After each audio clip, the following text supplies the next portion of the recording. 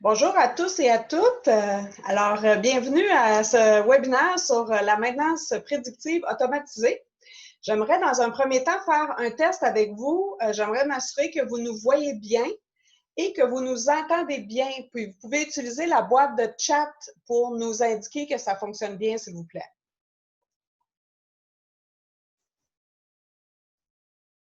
Chat. Super, ça semble fonctionner. Excellent. Donc, Bertrand, je vais te laisser peut-être gérer les petits retardataires.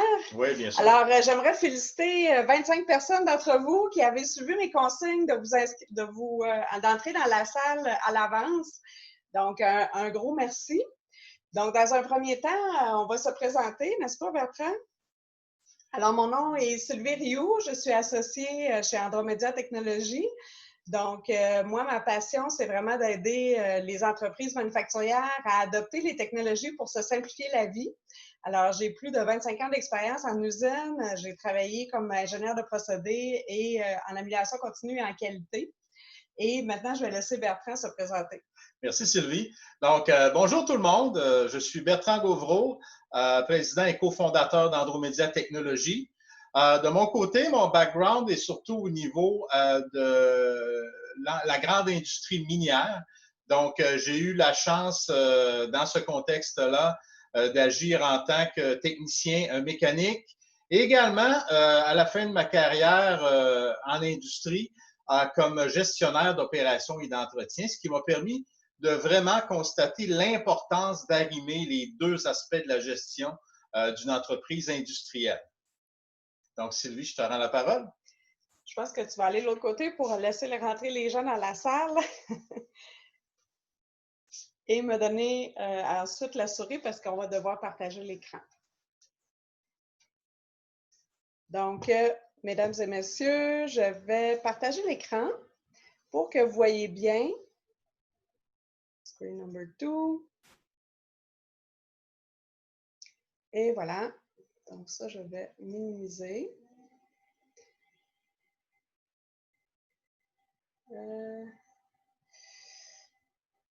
OK. Donc, Bertrand, je vais te laisser...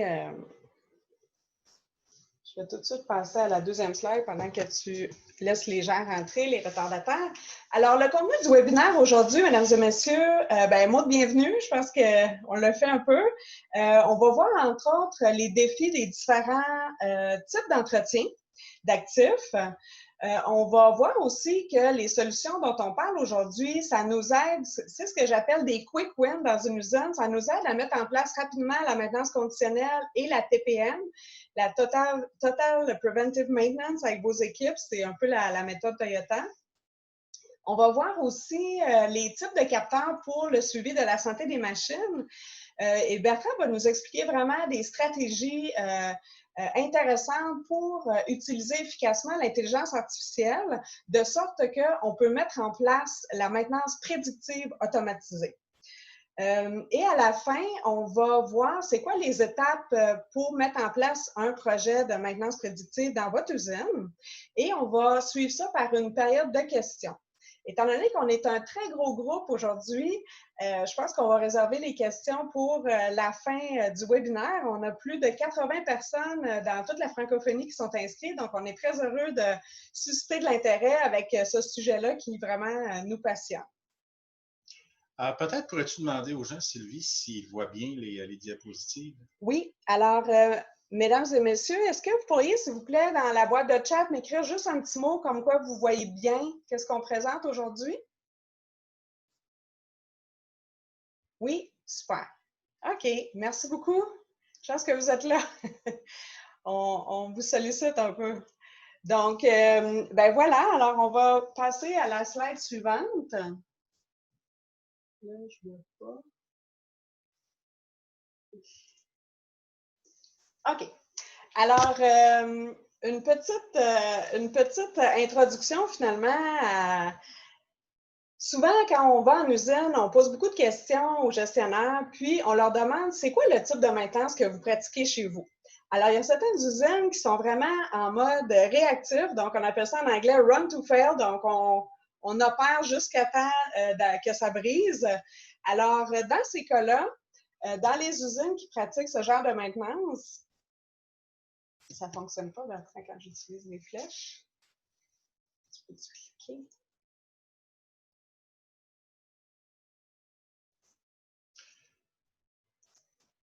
Donc, dans une usine qui pratique la maintenance prédictive, on parle d'un TRG d'à peu près 50% et moins.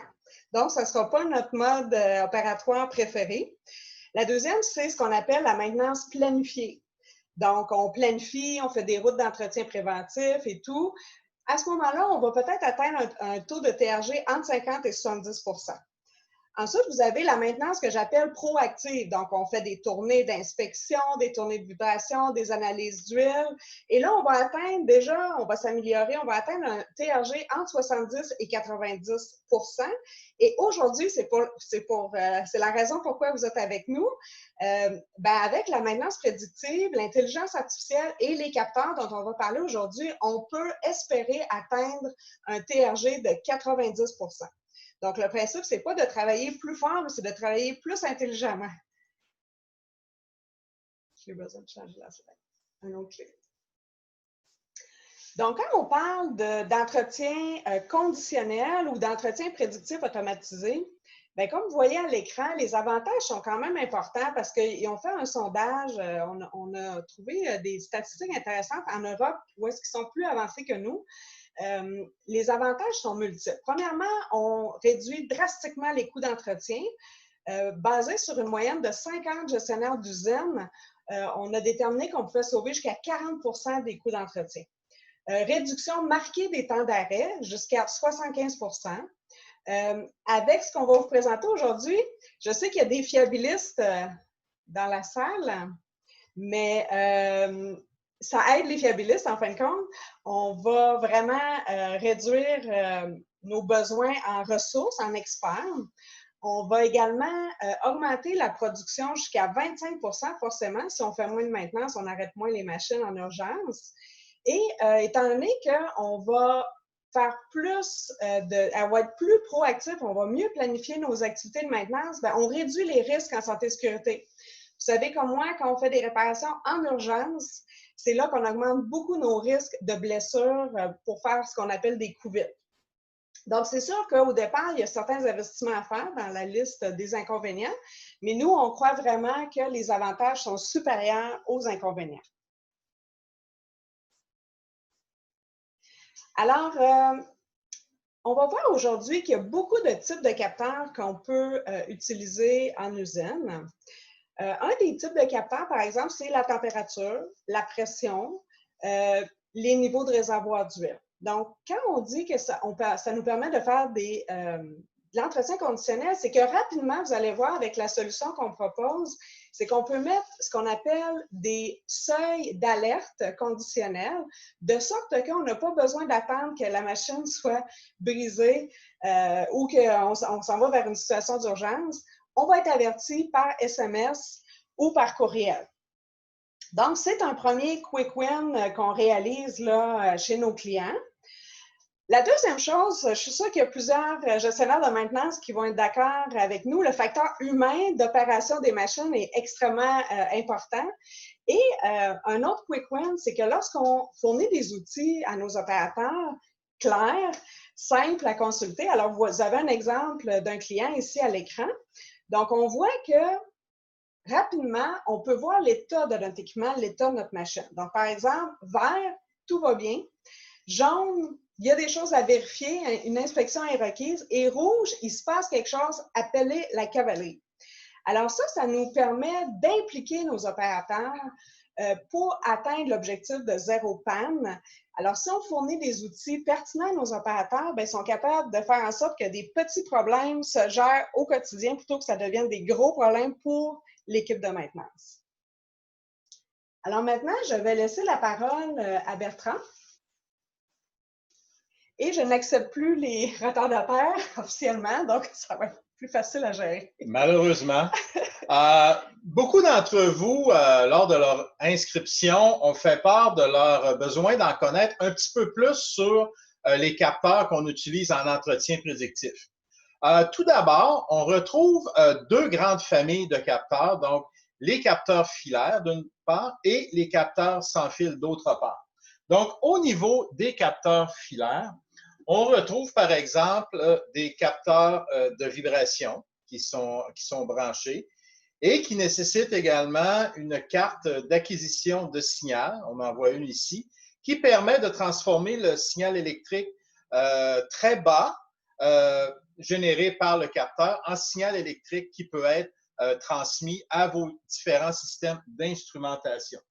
Donc, parmi les capteurs filaires qu'on retrouve couramment, en plus de l'accéléromètre que je vous ai montré tout à l'heure, on retrouve des capteurs de température, de niveau d'huile par onde radar guidée et aussi des capteurs de conditions d'huile.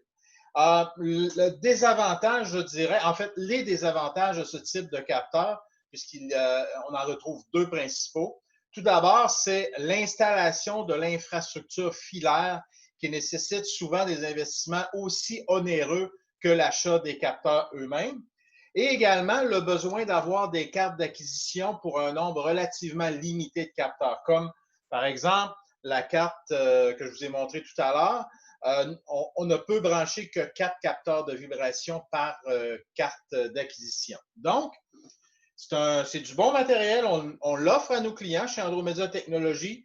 On offre entre autres la gamme des capteurs IFM, des capteurs allemands de très haute qualité, mais ce sont des capteurs qui viennent avec leurs avantages et leurs inconvénients. Oui. L'autre type de capteurs que l'on retrouve, ce sont évidemment les capteurs sans fil. Je vais vous en montrer un exemple. Ici, on retrouve un capteur de vibration 3 axes, donc le boîtier noir, capteur de vibration 3 axes et température, ainsi que son boîtier de transmission sans fil. Donc, on retrouve toute une gamme de ces capteurs sans fil-là chez Andromedia Technologies, entre autres, et ils sont très rapides à installer. Je vous donne un exemple. Les boîtiers de transmission et les capteurs sont munis d'aimants pour faciliter l'installation.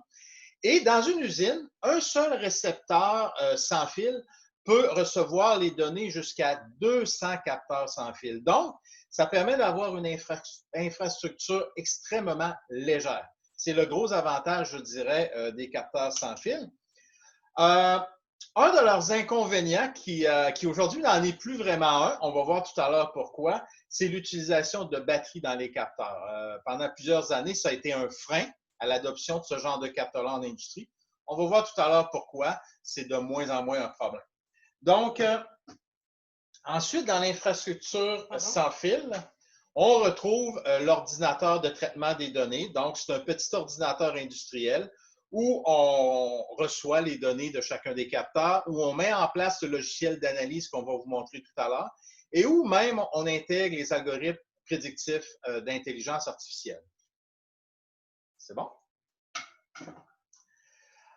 Donc, c'était les deux types principaux de capteurs qu'on retrouve, les deux types d'architecture, avec fil et sans fil. Maintenant, voyons trois cas typiques d'utilisation des capteurs.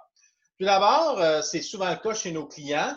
Ceux-ci possèdent déjà des capteurs, des accéléromètres par exemple, qui sont souvent de type filaire et qui envoient leurs données à des cartes d'acquisition de signal, comme je vous ai montré tout à l'heure.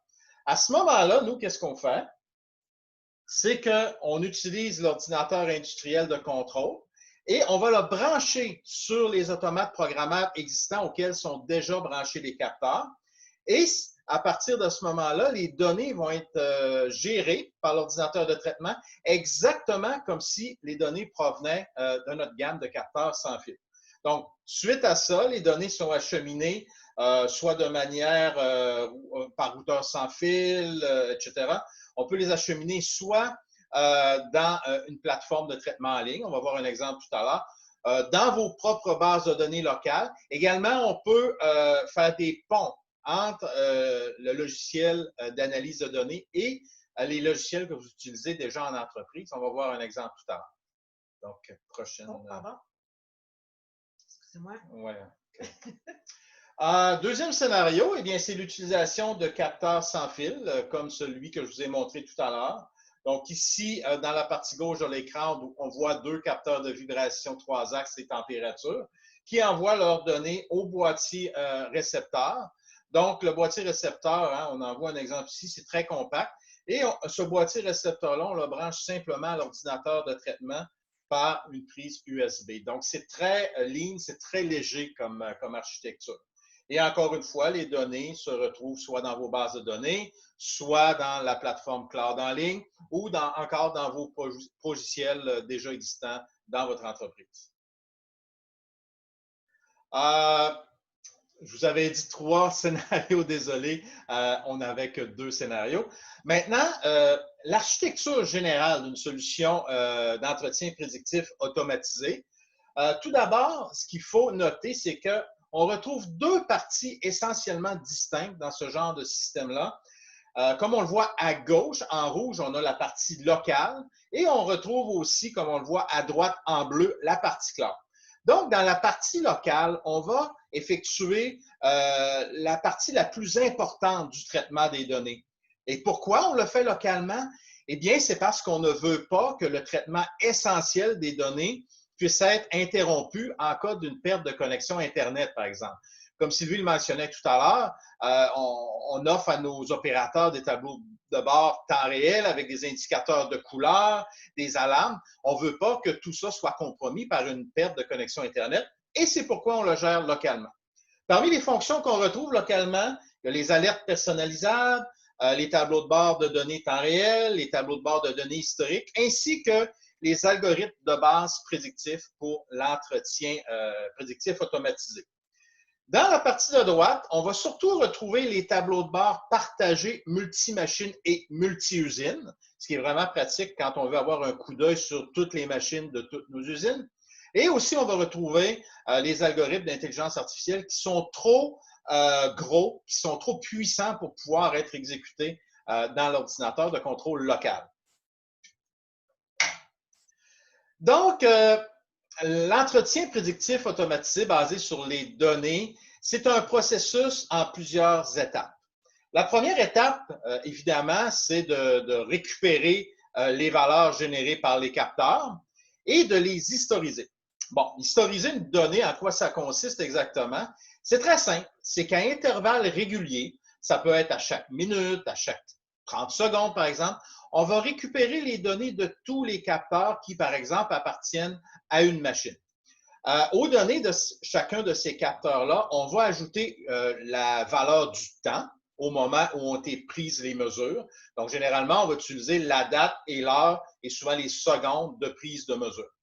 Donc, un coup qu'on a créé chacune de ces lignes de données, on va les enregistrer dans des bases de données. Comme par exemple, dans le cas du système dont je vous parlais tout à l'heure, l'ordinateur de traitement intègre une base de données. On peut aussi envoyer les données dans une base de données chez vous, donc localement. Et aussi, ces bases de données-là, évidemment, doivent posséder 2 attributs vraiment importants.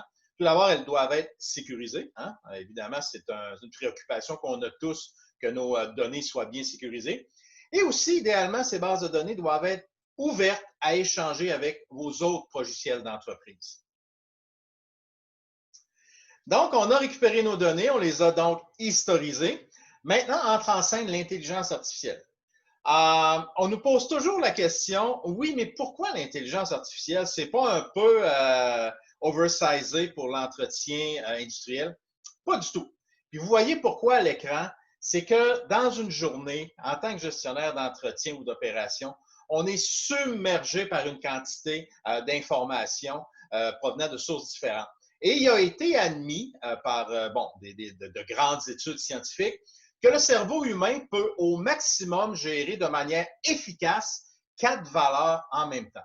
Donc, comme on le voit à l'écran, on aurait quasiment besoin de 3 ou 4 cerveaux pour analyser les données temps réel d'une seule machine. Donc, c'est là qu'entre en jeu l'intelligence artificielle. Quand on parle d'intelligence artificielle dans un contexte industriel ou autre, on réfère très souvent, en fait quasiment en tout temps, au modèle prédictif. Donc, c'est quoi un modèle prédictif? On va voir la définition concrète tout à l'heure, mais juste un petit retour dans le temps. Donc, ce que vous voyez ici en orange, c'est un exemple des premiers modèles prédictifs qui ont été faits. Donc, on appelait ça des arbres de décision dans le temps. Donc, comment on fabriquait ces fameux modèles, ces fameux arbres de décision? Eh bien, on mettait ensemble plusieurs scientifiques ou plusieurs spécialistes de leur domaine et on leur demandait de prendre leurs connaissances et de les écrire sur papier afin de créer des arbres qui permettent, suivant une décision prise à chaque niveau, descendre dans l'arbre jusqu'à une conclusion ou jusqu'à une prédiction. Le gros désavantage de ce type de modèle, c'est qu'il nécessitait évidemment d'avoir accès à des spécialistes, beaucoup de spécialistes d'un domaine précis. Donc, c'était très peu pratique. Mais petite anecdote, encore aujourd'hui, on utilise les arbres de décision assez couramment, je dirais, comme modèle prédictif. Mais ce qui a changé, c'est qu'aujourd'hui, les arbres de décision se créent eux-mêmes grâce à la puissance des outils mathématiques que l'on possède aujourd'hui. Peut-être cliquer pour faire apparaître. Parfait. Donc, bon, on a vu un exemple des premiers modèles prédictifs qui ont été faits. Maintenant, qu'est-ce que c'est exactement, très concrètement, un modèle prédictif?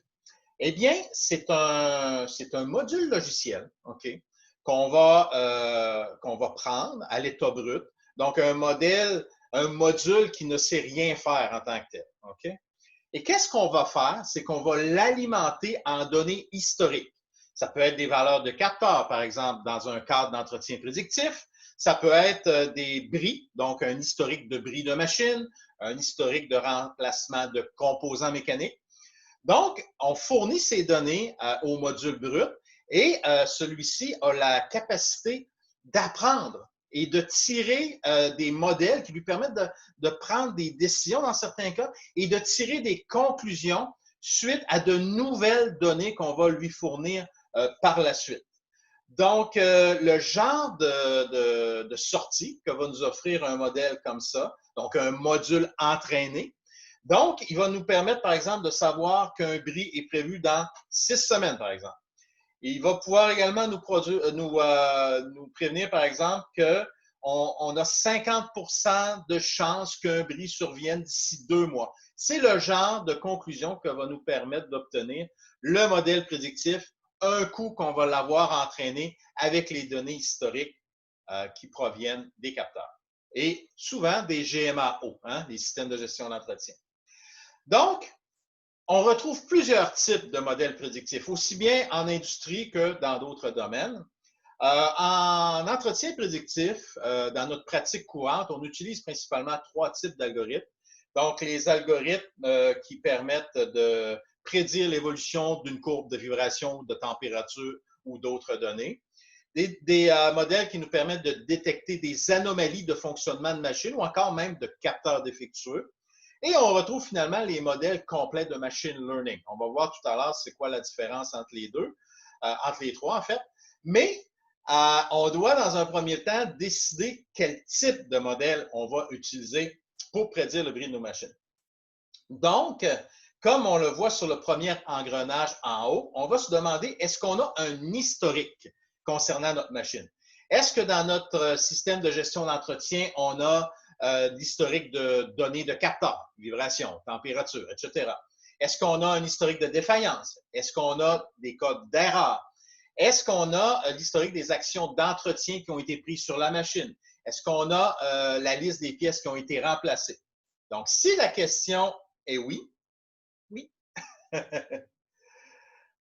En fait, OK, excusez, on ne changera pas la slide pour moi, on va plutôt y aller à l'inverse. Donc, si la réponse est non, si on n'a pas cet historique-là, eh bien, on va utiliser l'extrapolation de courbes de tendance et on va utiliser également la détection d'anomalies. On va voir en détail tout à l'heure comment ça fonctionne. Et si par chance, on a déjà tout cet historique-là, eh bien, on va pouvoir utiliser à ce moment-là les modèles exhaustifs de machine learning qui, bien qu'étant plus lourds à mettre en place, offrent une précision de prédiction de bris de beaucoup supérieure aux deux autres modèles. Donc, le premier type de modèle qui, dans le fond, on peut appeler ça un peu aussi une méthodologie de prédiction, si on veut, c'est par l'extrapolation des courbes de valeur des capteurs. Donc, si on prend par exemple un capteur de température, ce qu'on voit à gauche, hein, c'est la fameuse PF curve dont beaucoup d'entre vous là, avez connaissance. Et ça nous permet de voir quelle métrique nous permet de prédire un bris dans combien de temps.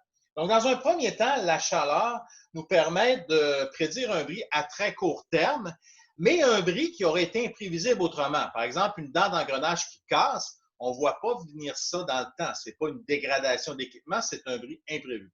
Et même dans ce cas-là, la température va nous donner 2 à 3 jours d'avance pour pouvoir, par exemple, effectuer la réparation durant la nuit lorsque nos opérations sont arrêtées. Donc, comment ça fonctionne? Eh bien, c'est assez simple. C'est qu'il a été établi que quand un roulement, par exemple, atteint une température de 80 degrés Celsius, eh bien, il faut prendre action immédiatement. Okay? Et qu'est-ce que c'est que prendre action dans ce cas-là? Eh bien, c'est d'envoyer une alerte par courriel ou par SMS au technicien ou au planificateur. Et c'est également envoyer une commande à votre système de gestion d'entretien pour que soit créé un bon de travail urgent. Nous, chez Andromédia Technologies, on travaille avec principalement 2 entreprises au Québec, Interal et Guide TI, pour justement pouvoir créer automatiquement ces bons de travail-là lorsqu'un bris est sur le point de survenir.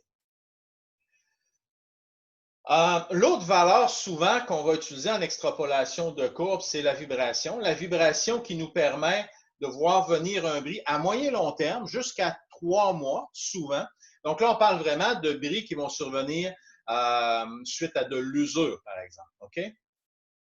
Donc, qu'est-ce qu'on va faire pour prédire à moyen long terme le bris d'un équipement? Eh bien, tout d'abord, dans cette méthodologie-là, on doit fixer un seuil critique de la vibration qui va nous indiquer qu'un pépin est sur le point de survenir. Donc, ça, on peut le faire de 2 manières. Si vous n'avez pas d'historique de bris versus la vibration, par exemple, donc on n'a pas de référent, on peut utiliser la charte ISO 10816 qui nous donne une bonne base suivant la catégorie de votre machine. On voit ici qu'on retrouve 4 catégories.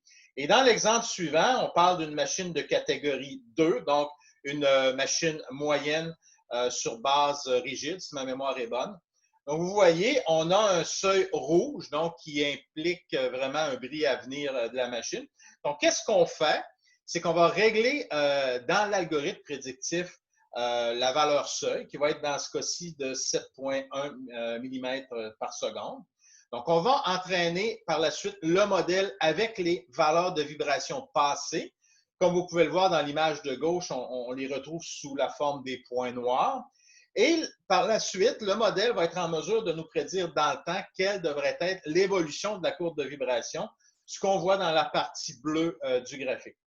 Et évidemment, question que ce soit encore plus facile à comprendre pour les gens, on retrouve un indicateur de performance, comme dans ce cas-ci, 39 jours, qui est jaune puisqu'on parle d'un bris à moyen terme. Et cette valeur-là, dans ce cas-ci, représente le bris le plus près dans le temps, donc le composant qui va briser en premier sur une machine. Et comme vous pouvez le voir, le réglage de ces algorithmes-là est très simple, malgré ce que certaines personnes pensent. Entre autres, chez nous, on a mis énormément d'efforts pour créer des modules de réglage des modèles mathématiques qui sont somme toute très complexes. Eh bien, on a réussi à résumer leur réglage dans les 3 réglages que vous voyez là dans la partie supérieure droite de l'écran, à gauche de l'écran. Donc, c'est un petit peu comme ça l'extrapolation de courbe. Donc, l'algorithme, qu'est-ce qu'il va faire finalement, un coup qui va être entraîné, que les seuils vont avoir été établis? Eh bien, il va calculer l'équation mathématique qui correspond à l'évolution de la vibration du capteur. Et par le fait même, il va pouvoir prédire dans combien de temps on va atteindre le seuil critique. Autre méthodologie, la deuxième, je vous rappelle, quand on n'a pas là, un historique étoffé dans notre GMAO, c'est la détection d'anomalies. Bon, pour les amateurs de statistiques parmi vous, dans ce cas-ci, une anomalie, on parle d'une valeur qui dépasse 2 fois l'écart type appliqué sur un intervalle de temps donné. Comme on peut le voir dans l'image à gauche de l'écran, c'est très clair, on a 2 anomalies, donc 2 valeurs qui se distinguent nettement du reste de l'historique. Donc, à ce moment-là, une anomalie peut représenter normalement deux choses. Soit on a une défectuosité au niveau du capteur, ou soit on a vraiment un événement très grave et imprévu qui s'est produit dans une machine, comme par exemple un rouleau de roulement qui se serait fracassé, par exemple. Donc, à ce moment-là, il faut vraiment procéder de manière urgente, soit aller vérifier le capteur ou soit vérifier qu'est-ce qui s'est passé avec la machine. Donc, qu'est-ce qu'on va faire? C'est qu'on va envoyer une alarme par SMS, par courriel, en temps réel à l'intervenant concerné et on va envoyer une commande au système de gestion d'entretien pour la création d'un bon de travail urgent. La troisième méthodologie, personnellement, c'est ma préférée, mais c'est celle qui demande peut-être le plus de travail, le plus d'implication. C'est le modèle par machine learning. Donc, comment ça fonctionne? C'est qu'on récupère deux types de données historiques différentes. Donc, d'une part, on va récupérer les valeurs des capteurs passés, donc les valeurs passées de vibration, de température, de lubrification, de charge de moteur, par exemple. D'autre part, on va récupérer, comme je le mentionnais tout à l'heure, l'historique, donc le dossier de l'équipement. C'est son historique de bris, de remplacement de pièces, ses codes d'erreur. Et on va prendre ces deux types de données-là et on va entraîner le modèle prédictif dont je vous parlais tout à l'heure. Et un coup qui a été créé, eh bien, il va être capable de prédire de manière très, très, très fine, plus que les deux modèles précédents, il va être capable de prédire qu'est-ce qui devrait briser dans la machine, quel élément devrait briser dans combien de temps. Donc, ça demande plus d'implication pour créer le modèle, hein, on peut le voir, mais l'avantage qu'on en tire est supérieur aux deux autres types de modèles prédictifs. Bon, c'est un petit peu l'aspect théorique. J'espère que ça n'a pas été trop indigeste pour vous, mais je pense que c'est important de savoir un petit peu comment ça fonctionne, excusez-moi l'expression, under the hood. Maintenant, on va voir des études de cas. Bon, nos clients, la plupart nous permettent de présenter là, leur cas, donc c'est pour ça qu'on peut le faire. Notre premier client, client chouchou, Fab 3R, qui est une grosse usine de fabrication de pièces mécaniques. Donc, si ma mémoire est bonne, il possède une vingtaine de machines-outils géantes.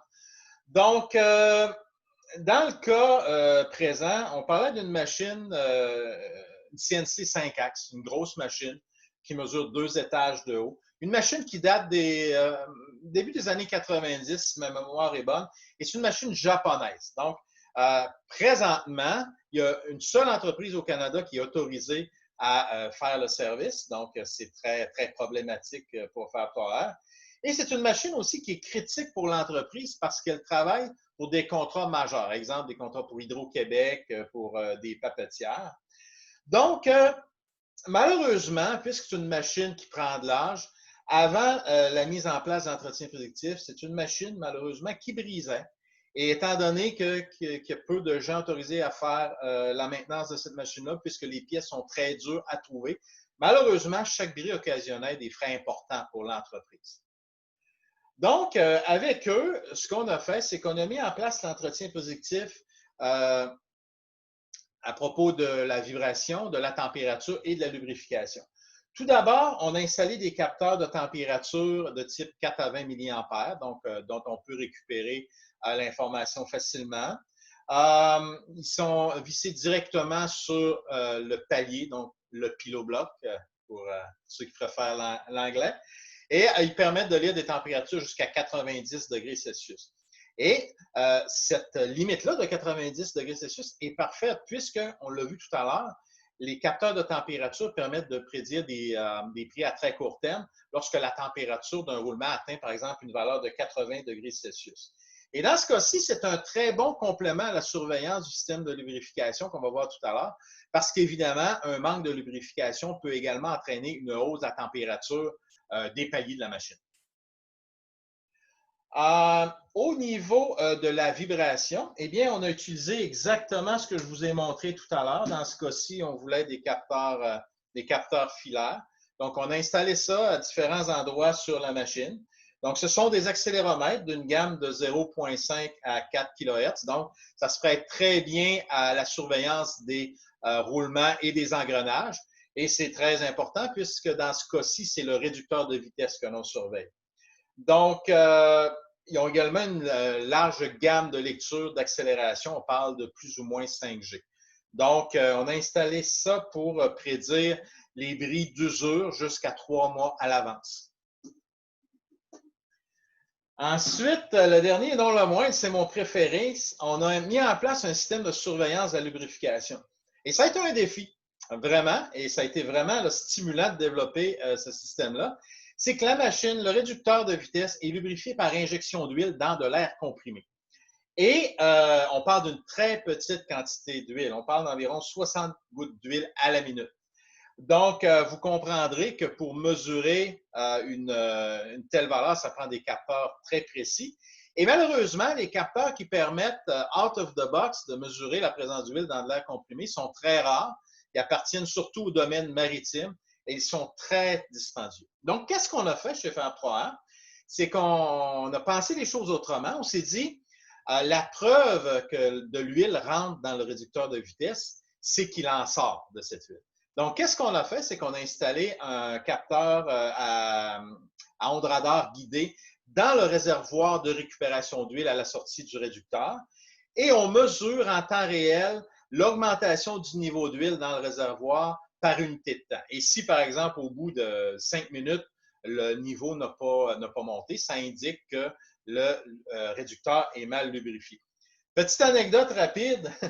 La hausse du niveau d'huile est tellement lente, je vous rappelle qu'on parle de 60 gouttes à la minute, c'est que bien que le capteur ait une résolution d'un demi-millimètre, ce qui est quand même très précis pour un capteur de niveau, on a atteint la limite de ce capteur-là dans ce cas d'utilisation-là. Donc, ça a été vraiment un beau projet. En fait, le capteur de lubrification a quasiment occupé la moitié du projet. Donc, le constat, maintenant, c'est que cette machine-là va beaucoup mieux. Il n'y a pas eu de bris imprévus. Les équipes de travail ont des tableaux de bord surveillance temps réel. Les SMS et les courriels sont envoyés lorsqu'une valeur de température, de vibration atteint une valeur critique. On peut évidemment mieux planifier les entretiens. Hein. C'est un des gros avantages de l'entretien prédictif.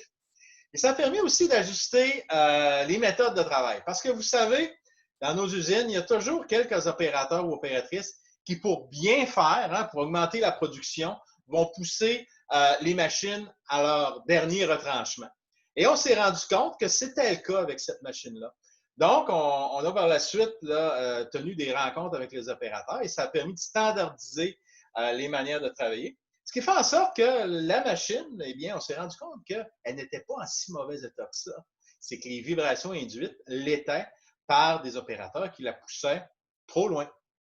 Donc, dans ce cas-là, on parle d'un retour sur investissement. Il y a des gens qui voulaient en savoir plus à ce niveau-là, d'environ 6 mois. Okay? Autre exemple, autre étude de cas, il s'agit d'un groupe motopompe chez ArcelorMittal. Donc, cette pompe-là pompe l'eau du fleuve Saint-Laurent pour refroidir les fours. Donc, c'est inutile de vous dire que c'est une pompe qui est essentielle, qui est critique. Malheureusement, cette pompe-là, assez couramment, aspirait des débris du fleuve, soit des bouts de bois, soit des roches, ce qui occasionnait des bris pratiquement instantanés, imprévus, et les gens le savaient seulement quand l'eau arrêtait d'arriver dans les fours, puisque cette pompe-là n'était pas surveillée de quelque manière que ce soit. C'était un peu une pompe orpheline du réseau de contrôle. Donc, un des gros désavantages aussi, c'est que lorsque cette pompe brisait, non seulement ça mettait les opérations en péril, mais c'est une pompe qui coûte excessivement cher à remonter, donc à faire l'overhaul. Donc, ce qu'on a fait sur cette pompe-là, on a fait un petit peu la même chose que chez Fab3A. On a installé des capteurs de température et de vibration. Vous pouvez les voir sur l'image, la photo en haut à gauche. Donc, on a installé quand même plusieurs capteurs.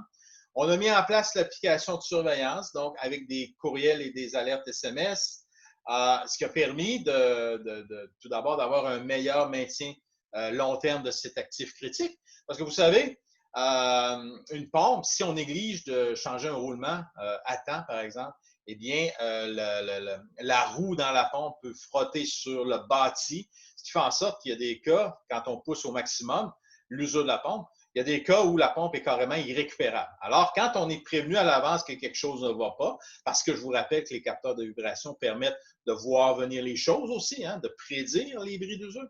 Donc, ça fait en sorte que ça permet de garantir la pérennité des opérations parce qu'on sait que la pompe, à long terme, va demeurer un actif efficace. Donc, dans ce cas-là, petite anecdote, le ROI a été de moins d'un mois. La raison est la suivante, c'est que très peu de temps après avoir installé le système de surveillance, on s'est rendu compte que la pompe était sur le point de briser. Donc, vraiment dommage pour notre client. Hein? On était vraiment désolé pour eux. Mais c'est un bon moyen de faire un effet wow quand on présente un projet. L'application, je vous ai parlé tout à l'heure hein, que l'application de prédiction des bris, de suivi des équipements, fonctionne localement. Dans le fond, c'est que tous les appareils mobiles, tous les ordinateurs qui ont accès au même réseau local dans votre usine que l'ordinateur de contrôle peuvent utiliser l'application soit sur une tablette, soit sur un ordinateur, soit sur un téléphone. Donc, c'est une application qui est multi-utilisateur et qui est très polyvalente au niveau des appareils. Donc, dans l'application, je pense qu'on a des copies d'écran plus loin. Oui. OK. Donc, rapidement, qu'est-ce que l'application nous permet de faire? Évidemment, c'est l'analyse prédictive automatisée. Donc, c'est dans cette application-là qu'on retrouve les algorithmes. Et c'est avec cette application-là aussi qu'on peut envoyer des demandes de bons de travail au GMAO de votre usine. Donc, au niveau des autres fonctions, et ça, c'est vraiment là, des copies d'écran du système d'un de nos clients. Le système a encore évolué depuis, il évolue rapidement, mais bon, la plus importante partie des fonctions est là. Tout d'abord, à gauche, vous voyez qu'on a l'historique des alarmes de seuil. Et cet historique-là, on peut soit l'exporter sous forme de fichier Excel, CSV, PDF, etc. Mais aussi, on peut envoyer l'historique des alarmes dans votre GMAO et ces alarmes-là deviennent à ce moment-là des codes d'erreur qui vont, et là je pense que vous allez me voir venir, pouvoir par la suite alimenter les fameux modèles prédictifs par machine learning. Ceux qui vous demandent de l'information de votre GMAO, c'est un moyen de générer cette information-là. À droite, on voit que chaque valeur possède plusieurs niveaux d'alarme par encodage de couleurs et l'administrateur du système peut activer ou désactiver chacun des niveaux des alarmes, peut modifier les plages de valeurs, peut décider à qui les SMS, les courriels vont être envoyés, etc., etc. Et il y a aussi des fonctions de valeur tampon qui vont éviter, par exemple, que vous receviez une alarme trop souvent alors que vous savez déjà qu'un roulement est défectueux, par exemple. Donc, c'est un système d'alarme qui est bien foutu. Ah, celle-là, je dirais que c'est une de mes préférées. C'est les tableaux de barres de suivi temps réel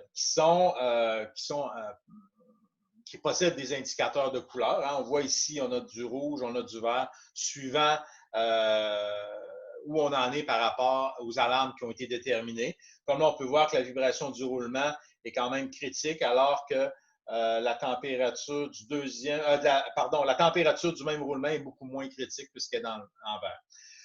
À gauche, on voit les indicateurs de l'énergie restante dans les capteurs sans fil. Et ça, c'est extrêmement important. Vous ne voulez pas attitrer un employé chez vous pour faire la tournée des batteries. Hein? Donc, chaque capteur possède un indicateur comme ça. Et la valeur des batteries est aussi fournie au système d'alarme. Donc, si par exemple, ce capteur-là, on a besoin de changer ses batteries, eh bien, vous allez recevoir votre personne attitrée va recevoir une alerte pour lui dire tel capteur a besoin qu'on aille changer ses batteries. Et évidemment, on est prévenu un petit peu à l'avance. Ça permet d'être très proactif et ça permet là, de ne pas se faire jouer de tour, de penser qu'une valeur est erronée alors que le capteur est sans énergie. On retrouve dans le logiciel la gestion des utilisateurs. On retrouve aussi un système de fiabilité. C'est que chacun des systèmes qu'on installe chez nos clients nous envoie à fréquence prédéterminée une valeur pour nous dire « Eh oh, je fonctionne bien. Hein? » Et si notre plateforme est plus qu'un certain temps sans recevoir cette valeur-là, eh bien, nous-mêmes, on reçoit une alarme qui dit que le système d'un client X, Y, Z a besoin d'être vérifié. Donc, ça nous permet de garantir à nos clients la fiabilité des systèmes qu'on leur propose pour garantir la fiabilité de leur propre machine. Vous voyez, la boucle est bouclée. Dernier module, c'est l'application cloud. Je vous en ai parlé tout à l'heure. Donc, elle permet de faire le suivi de plusieurs machines dans plusieurs usines séparées. Donc, on a des tableaux de bord évolués, des indicateurs de performance. On peut faire des calculs évolués sur cette plateforme-là. Quelquefois, nos clients nous demandent, par exemple, d'avoir des indicateurs d'efficacité, de TRG, donc de taux de rendement global de la machine. Donc, dans l'application locale, on se limite vraiment à la gestion des bris de l'état des machines, mais dans la partie cloud de la plateforme, on peut faire des calculs d'efficacité également. Donc, Sylvie, je te donne la parole et je vais prendre une gorgée d'eau. Donc, écoutez, souvent, les gens nous demandent « OK, c'est tout bien beau, là, mais par où je commence? » Donc, on ne vous laisse pas tout seul. Ceux qui souhaitent avoir de l'accompagnement, c'est quelque chose qu'on fait également. Alors ici, je vous ai mis à l'écran les principales étapes d'un projet d'implantation de maintenance prédictive. Alors souvent, ce qu'on fait, c'est qu'on vous propose ce que j'appelle un audit de télémétrie, un genre d'audit diagnostic.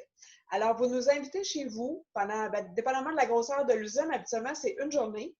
On fait le tour de votre plancher, on regarde vos machines et là, on va, le livrable, en fin de compte, c'est que vous allez avoir exactement un plan d'action sur c'est quoi le type de capteur que vous avez besoin, combien vous en avez besoin, où les mettre, etc., avec une évaluation budgétaire de sorte que vous pouvez y aller pas à pas pour vos demandes de budget, demandes en capital dans votre entreprise. Donc, les étapes suivantes sont quand même assez bien définies. Identifier les équipements avec les mesures critiques. On historise les données. On regarde les tendances. Déjà, on fait les quick wins, comme je vous expliquais au début de la présentation, avec la maintenance conditionnelle, les alertes SMS, les courriels sur des niveaux de seuil logiques pour vos machines. On construit les modèles prédictifs. On met en place la prédiction en tant que telle. Et la dernière étape, c'est d'intégrer avec votre système de gestion de maintenance. Donc, c'est comme ça qu'on fait un projet de maintenance prédictive chez vous. Maintenant, je crois que nous sommes arrivés à la période de questions. Dernière petite chose avant qu'on passe à la période des questions. C'est sûr que on vous a présenté plusieurs notions qui étaient plus théoriques, qui étaient des exemples. Mais d'ici peu de temps, on va faire un nouveau webinaire qui va vraiment être un webinaire de type plus démonstration de la plateforme de gestion d'état des machines. Donc, comme on dit si bien en français, stay tuned. On va vous transmettre les invitations sous peu. Donc, messieurs, dames, je ne sais pas s'il y a des gens parmi vous qui ont commencé à écrire des questions. Si vous avez des questions, finalement, suite à cette présentation. Je peux peut-être mettre ici le... Comment? Clic. Minimiser. Minimiser. Et là, OK.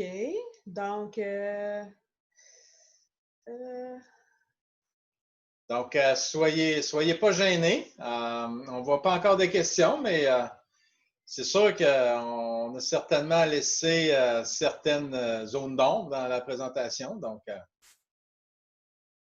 comme les autres webinaires, il y aura un document résumant tout ça. On va mettre à votre disposition l'enregistrement du webinaire. Donc, vous pourrez y accéder via la plateforme YouTube d'Andromédia Technologies. Est-ce qu'il y a d'autres questions? Savez-vous Oui. si le logiciel pourra éventuellement être lié à SAP? Bonne question.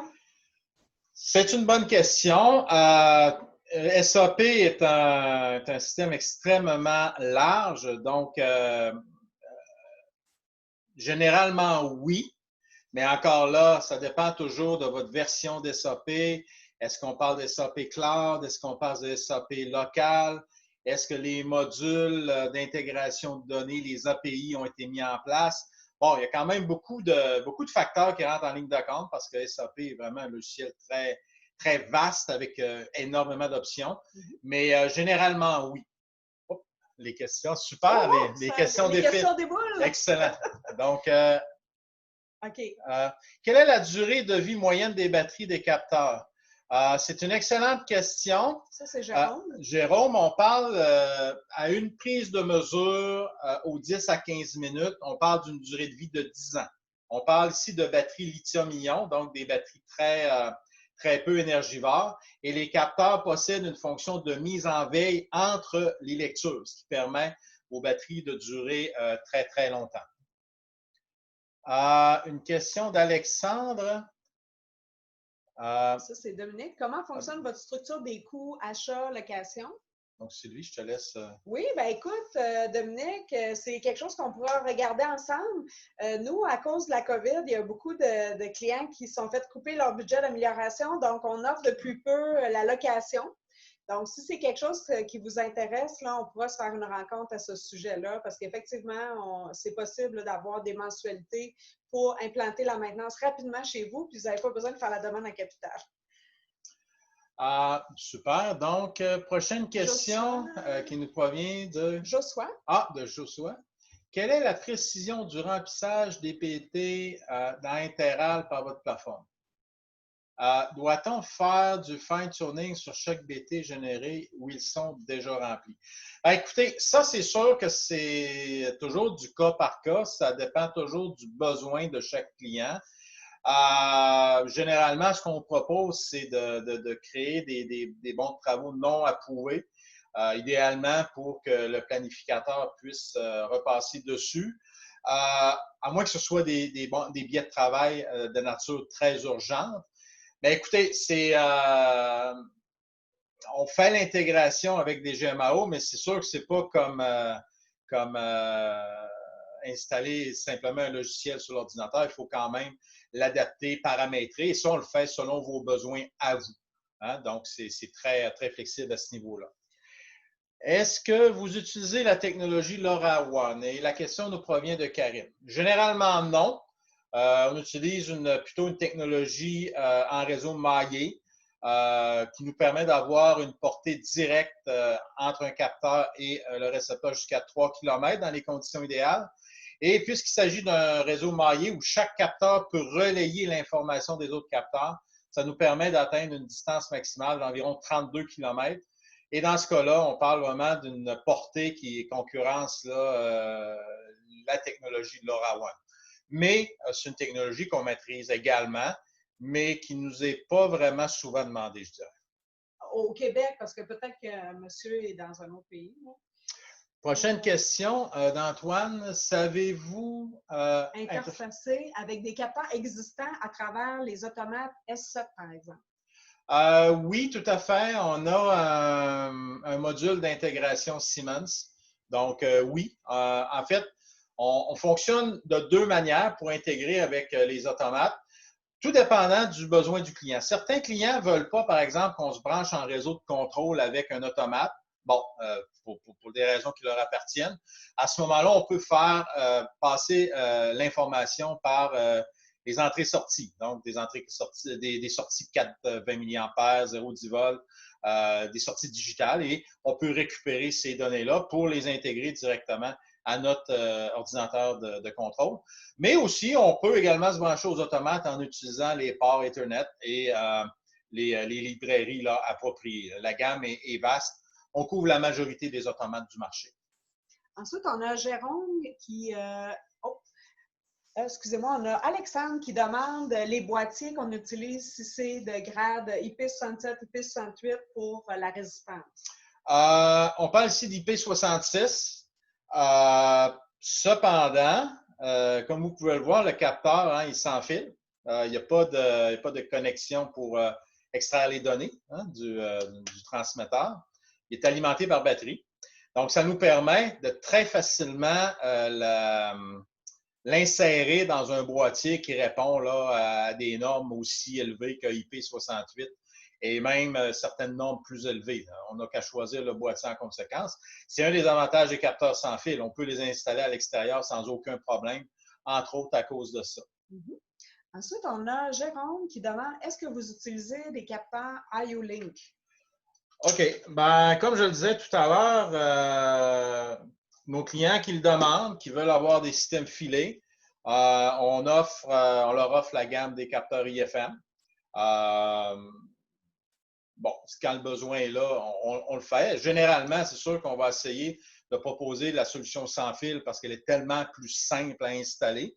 Mais oui, IO-Link, on peut facilement l'exploiter avec la gamme des produits IFM si vous en avez besoin. Il n'y a aucun souci à ce niveau-là. Donc, nous, notre force, je dirais, c'est surtout l'exploitation des données. Pour ce qui est du reste, on est capable de s'adapter aux différents types de capteurs. Donc, il semble plus avoir de questions. Alors, écoutez, soyez pas gênés s'il y a d'autres questions. Moi, j'avais juste un petit message à faire passer à tous les participants. Donc, nous, on va vous envoyer à la suite de ce webinaire un petit questionnaire. Inquiétez-vous pas, c'est 3 minutes. C'est parce qu'on veut avoir votre feedback sur le webinaire d'aujourd'hui. Et également, j'ai mis une liste de sujets. Puis on aimerait valider avec vous s'il y a des sujets de formation qui sont pertinents pour vous parce qu'on veut réorganiser, étant donné le succès qu'on a eu, on veut réorganiser une nouvelle session de formation. Alors, ce serait grandement apprécié là, cet après-midi ou ce soir que vous répondiez à mon court questionnaire de 3 minutes pour nous permettre de vous offrir encore du contenu intéressant. Alors, Bertrand, le mot de la fin? Ben, si quelqu'un a le goût de poser une dernière petite question, disons que c'est maintenant ou… Je pense que tout le monde a faim pour dîner. ou j'allais dire maintenant ou jamais, mais je vais plutôt dire maintenant ou par courriel. Oui, soyez pas gênés. Oh oui. Vous allez voir dans mon message, vous pouvez toujours nous recontacter si jamais vous avez des questions auxquelles vous aimeriez qu'on jase plus face à face avec Zoom, là, parce qu'étant donné la pandémie, on ne se promène pas beaucoup de ce temps-là. Donc, un gros merci tout le monde et puis on est content si vous avez aimé votre heure avec nous. Puis au plaisir de rejaser de maintenance prédictive éventuellement. Merci beaucoup. Au plaisir. Merci. Au revoir.